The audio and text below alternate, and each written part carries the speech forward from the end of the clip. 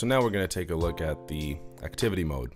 So this is the second to last tab on the right. We're going to go into there and simply hit start. What you're going to see is it's going to measure your distance, your MET, the time elapsed to your workout or your exercise or your activity, and obviously your BPM and your SpO2. So once you hit start, you get a list of activities which we are updating usually, fairly regularly.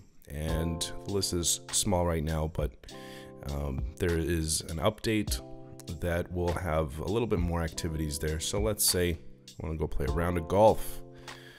So we hit start. I gotta get my device here. Sorry. And I'll just fast forward through a little bit of a workout. So I just stopped the activity. Now if we go back into the home screen and you look at the latest workout widget, that's what I just did. It'll show you your activity intensity. That's your MET. I really didn't move, so that's why it's a 1. Average heart rate and your max heart rate, and we'll go into the history in a little bit.